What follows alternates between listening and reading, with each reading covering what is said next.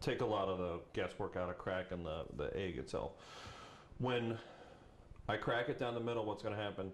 This thumb is going to push the front half of the egg away from myself, and this finger right here is going to pull the back half of the egg towards myself. Okay? So we'll do this in slow motion.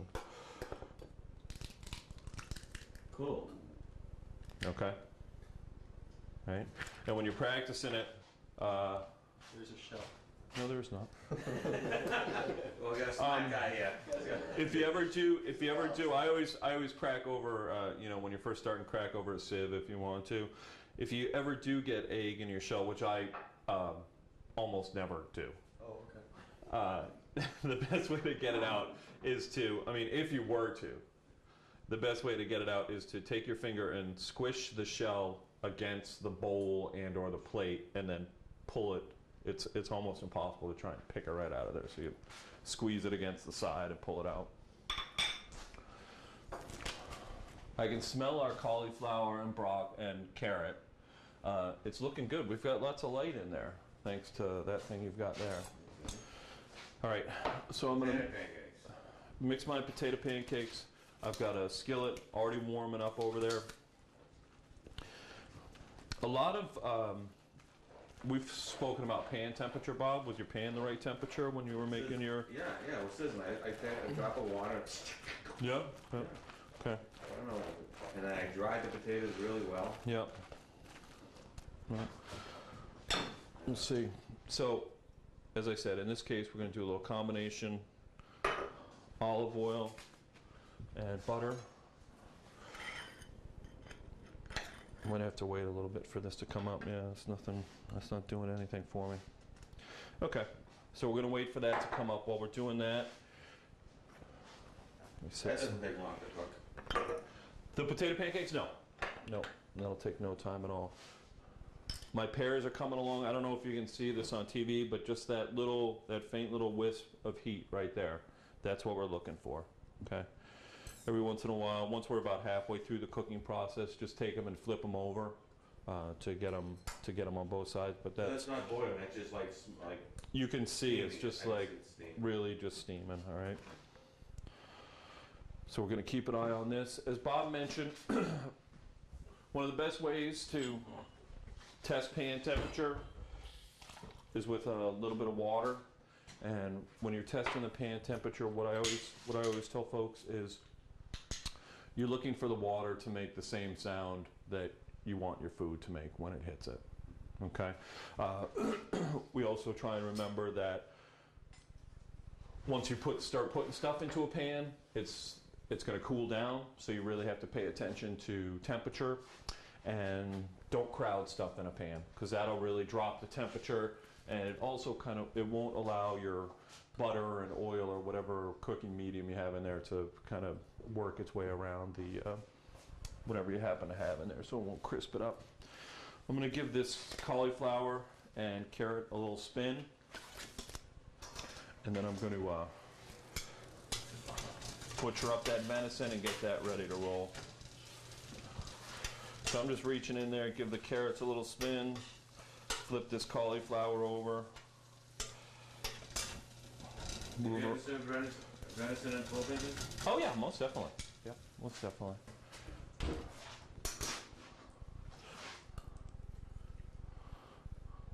Okay, that's coming around. That's probably still a little too low. Yeah.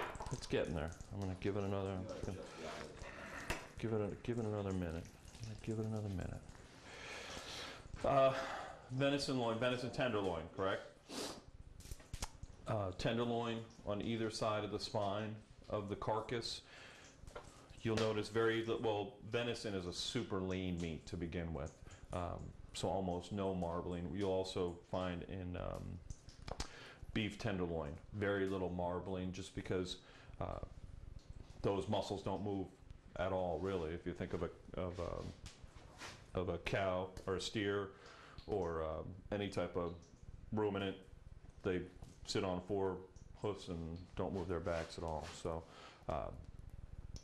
very little connective tissue, very little fat.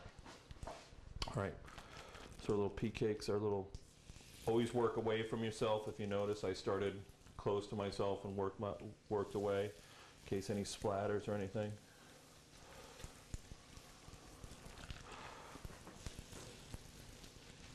Okay. Popping those babies right in there. There we go. Okay.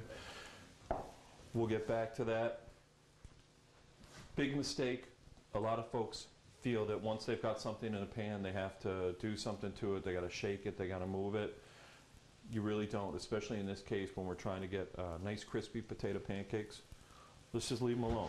If you want to do anything, or if you want to pay attention to anything, what you can do is just listen to them. Much like I'm trying to listen to these back here. Listen to these. That's making the sound I want it to make. It's not getting crazy on me. It's not dead silent. That's what I'm looking for. Okay, so for our venison. I have a heavier skillet too. No, that's fine. That'll be fine. We make do with what we got. Silver skin right here. We're going to take this off. This is very easy to take off. What I'm going to do is put my knife underneath the silver skin very gently. Come through the other side. And then if you'll notice, really not a whole lot of pressure. Most everything I'm doing kind of with my hand strength, not necessarily the knife itself. Just very gentle movements with the knife. Okay? And then back in the other direction.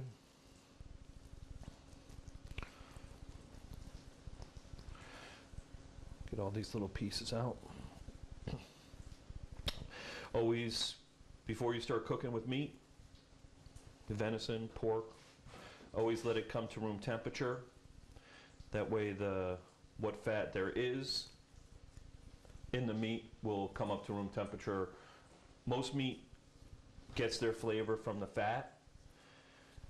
So you have to bring it up to room temperature so that when it does start cooking, that fat will melt and create flavor for you. Now we'll check the other side, see if there's a little bit of silver skin. We can just pop this off real quick.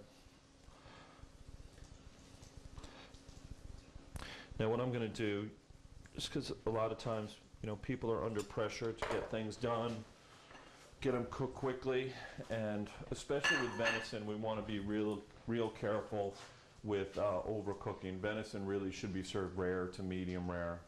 Anything over medium rare, due to the lack of fat in it, will start to get tough on us.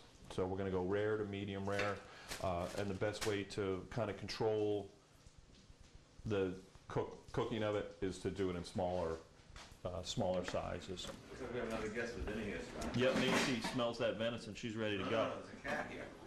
Oh, hi, cat. What's the cat's name? Baby. Baby and Maisie? You still haven't come up with a name for her. Okay. She's 7 years old.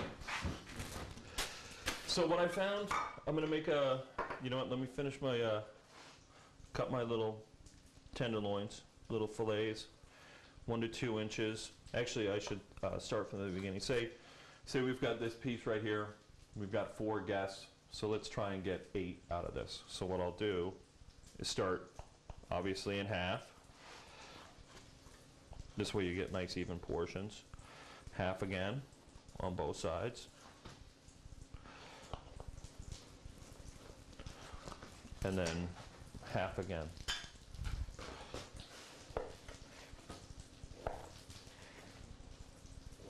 Okay. 8 beautiful portions ready to go. Okay. My sweet potato pancakes are coming along. As you've noticed, I haven't done anything to them since I put them in the pan. All I've done is listen to them. Starting to crisp up nicely. All right. Sometimes with something like this,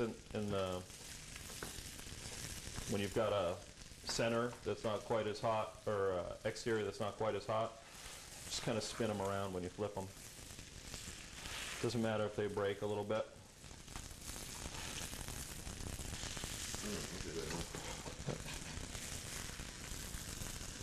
Okay. And then we'll spin those Spin them around. There we go. And we'll just listen to them. Sometimes it looks like I've got the right amount of oil in here. Sometimes we'd have to add a little bit of oil or maybe a couple little pats